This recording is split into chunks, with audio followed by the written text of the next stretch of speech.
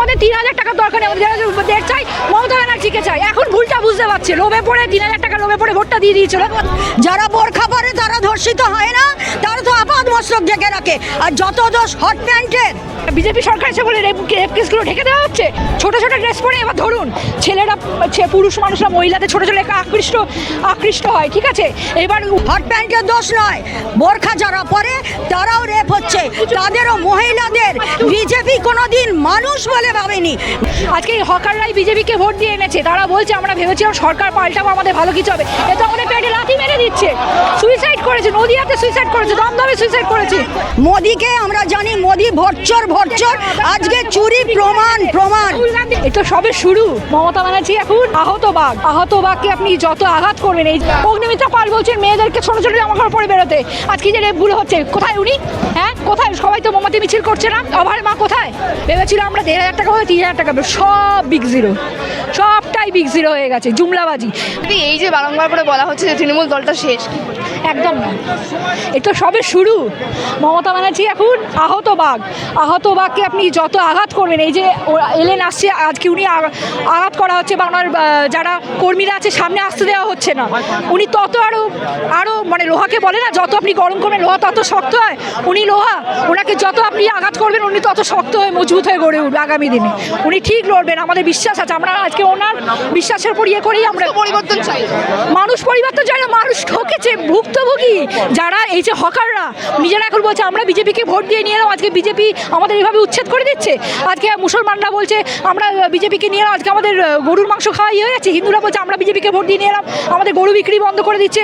লোকসান কিন্তু যারা বিজেপিকে ভোটটা দিচ্ছে তাদেরই হলো। ভেবেছিল আমরা ১,৫০০ টাকা হবে, ৩,০০০ টাকা হবে, সব বিগ জিরো, সবটাই বিগ জিরো হয়ে গেছে, জুমলাবাজি।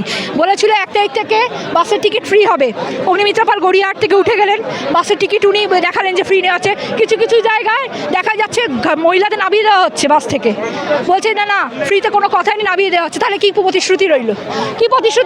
মেয়েদের সুরক্ষা কোথায়? তারপরে এই যে বেহালা রেপটা হলো, আমি রবীন্দ্রনাথ দিন পার্সোনালি ওনার বাড়িতে গেছিলাম, দেখছি হাতে কালচিটে। যখন বুথের ওখানে উনি গেছিলেন ভবানীপুরে, ওনাকে ধরে মারধর করা আছে। ববি হাকিমের বড় মেয়ে প্রিয়দর্শনী হাকিমের চুলের মুঠি ধরে মারধর করা হয়েছে।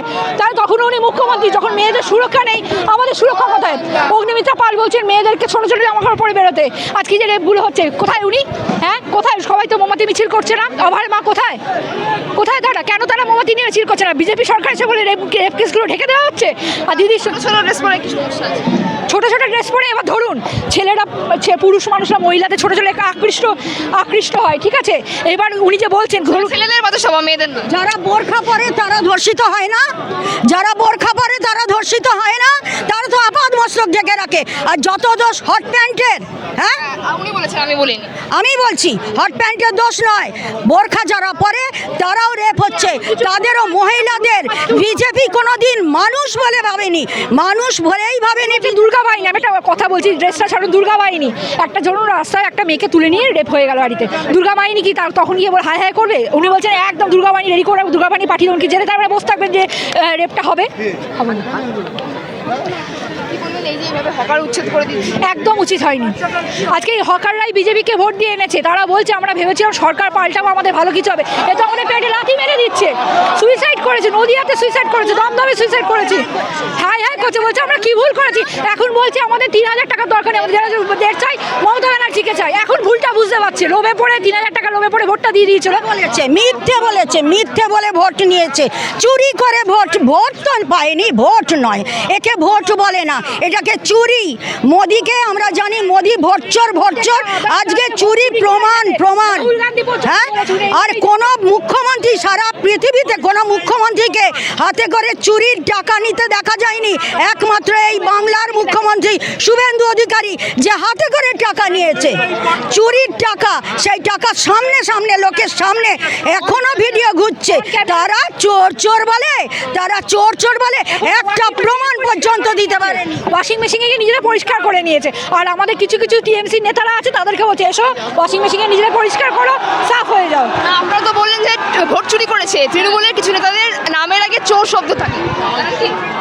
দেখুন, চোর তো শুভেন্দু অধিকারীকে চোর না, খালি টিএমসিকে দোষ দিলেই হবে?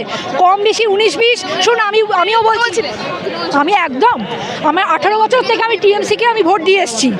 টিএমসিকে ভোট দিয়ে এসেছি এবং আমি দায়িত্ব নিয়ে বলতে পারি আমি রাত্রি 12টা অবধি বাইরে থেকেছি। আমাদের একজন তৃণমূল কর্মী ডেথ হয়েছিল, আমি শ্মশানে তাকে পুড়িয়ে 2টোর সময় আমি বাড়ি ফিরেছি, কোনো প্রবলেম হয়নি। কিন্তু এখন আমার ভয় হয়, আমার রাস্তা বেরোলে আমার মা আমাকে 10বার ফোন করে, সেই সময় আমাকে আমার মা ফোন করতেন না, এখন ফোন করে কিরে ঠিক আছিস তো, ঠিক আছিস তো, ভয় পায়। আমরা মনে করছি দিদি ফিরলে আমরা মেয়েরা সেফ থাকবো। এই যে বেহালায় রেপটা হলো, কেউ কোনো কথা বলছে না কেন? দুর্গাপুরে যে রেপটা হলো, কোনো কথা উঠছে না কেন? বিজেপি সরকারের এ বলে এই কোথায় কোথায় মহিলারা মিছিল করছে না, মোমবাতি নিয়ে অভয়ের বেলা করলে এগুলো করছে না? কোথায় তারা? কোথায় নারী সুরক্ষা? কোথায় নারী সুরক্ষা? ওই যে অগ্নিমিত্রা পল বলছে নারী সুরক্ষাটা কোথায়, উনি বলছেন দুর্গা বাহিনী।